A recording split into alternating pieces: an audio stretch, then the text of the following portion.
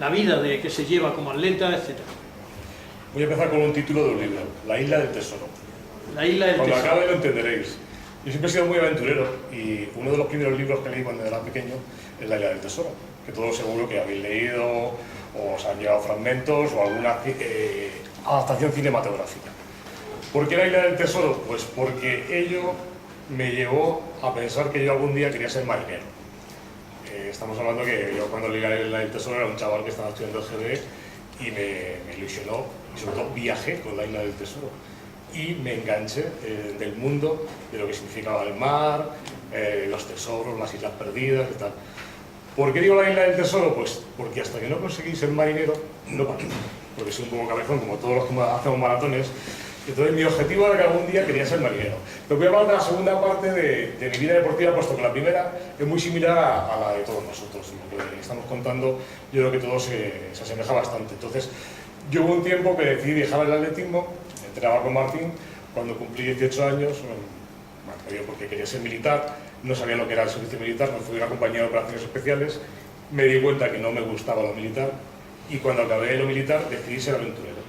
Y me fui incluso a vivir al extranjero, estuve viajando por todo el mundo y tal, y una de las cosas que quise hacer en ese momento pues es el marinero.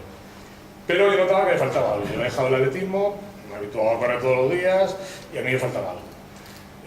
Cuando estuve en el barco, ya, nada más pisar el barco, al tercer día ya sabía que me había equivocado, que aquello no era lo mío. ¿Por qué? Porque ahí lo que más echaba en falta era la libertad.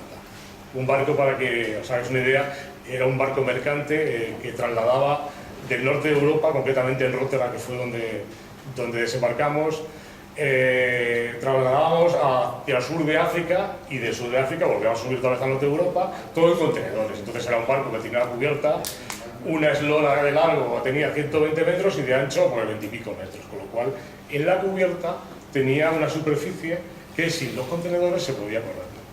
Bueno, cuando empezamos el trayecto en Rotterdam, pues estaba toda la cubierta pues, con 4 o 5 plantas de contenedores para arriba y ahí no se podía hacer absolutamente nada.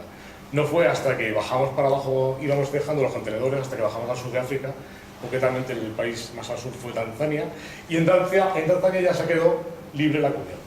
Entonces yo tenía tal necesidad de hacer algo diferente a lo que fuera el mundo del barco, puesto que la vida allí es muy agobiante, porque es un espacio muy pequeño y pasan muchas semanas sin ver incluso tierra, porque estás tan dentro del mar, no ves ni siquiera la tierra, en este caso era la costa africana, la costa este africana, o sea que estábamos en el Índico.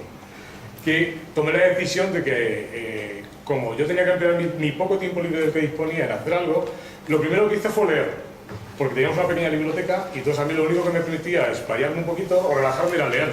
En los barcos, no sé si habéis oído un poco la vida de los marineros, pero hay muchísimo vicio, porque todo aquello que habéis oído de los barcos cuando llegaban a puerto y tal, que cada puerto un amante y tal, pues eso es cierto, pero dentro del barco, cuando no tocas tierra, la gente, cuando en su poco tiempo libre, pues se dedican a beber alcohol, además que era muy barato, porque en los barcos generalmente tienen sistemas de que pagan pocos impuestos, o fumar. Y no fumar solamente tabaco, sino fumar otro tipo de sustancias. Entonces, yo no quería entrar en esa disyuntiva. Entonces, lo que os decía de la isla del tesoro es porque a mí ese libro, las ganas de viajar, me inculcó una atracción hacia el deporte también, que al final conseguí en el barco el reencontrarme con algo que tenía dejado porque estaba un poco harto y yo quería probar otras cosas. Y al final me di cuenta en el barco que lo que realmente me llenaba era correr. Entonces cuando teníamos la superficie del barco, la cubierta, libre, yo corría allí, dando vueltas y vueltas y vueltas y vueltas, daba cientos, miles de vueltas, de tal manera que el capitán pensaba que estaba loco. Entonces ya se ha ido la olla y ya, bueno, está loco. El problema empezó cuando fuimos cargando los contenedores para subir hacia Europa y aquello empezó a subir. Entonces, aún así, cuando teníamos una fila de contenedores ya sobre la cubierta, yo corría por encima de los contenedores, saltando el espacio que había entre un contenedor y otro, que podía ser 20-25 centímetros.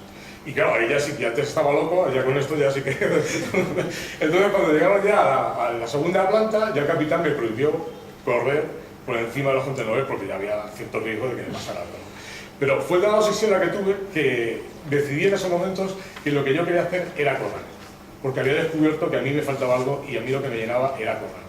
Entonces, antes de terminar el trayecto y llegar a Rotterdam, paramos en Barcelona. Y yo allí dije que mi vida de marinero se acabó. O sea, aquí ya no quiero ser más marinero, ya sé lo que es esto, a mí esto no me convence y yo lo que quiero es sentirme libre en tierra. Y con la casualidad que desembarcamos en Barcelona en el mes de marzo y el mes de abril era la maratón de Madrid. Y en el poco tiempo que había preparado en el barco, lo poco que había corrido y lo poco que me dio para correr, para entrenar un poco antes de la maratón de Madrid, mi objetivo era terminar la maratón de Madrid. Con la gran satisfacción que no solamente logré terminar, sino que hice buen tiempo para lo poco que había entrenado. Hice 2 horas 35, que para alguien que es su primera maratón y ha estado 5 años como yo estuve sin correr, pues fue un poco sorprendente, ¿no? Y ahí fue donde me enganché otra vez a correr. Luego coincidí un día por la calle aquí en Toledo, no sé si te acordás, Martín, que ya te dije que había vuelto a correr y dice, pues venga, vamos a empezar otra vez y tal.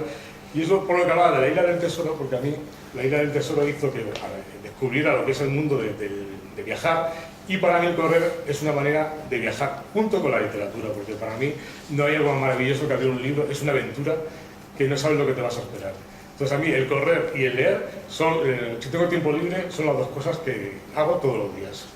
Un poco resumen lo que significa para mí la lectura, el atletismo, y sobre todo lo define una palabra que es libertad. Estas frases, lo está grabando Aurelio, esto serviría para hacer una campaña de emoción a lectura en el país, ¿eh? O sea, ha sido, si se pagase a un publicista, seguro que no lo dirían tan bien como lo acaba de decir él.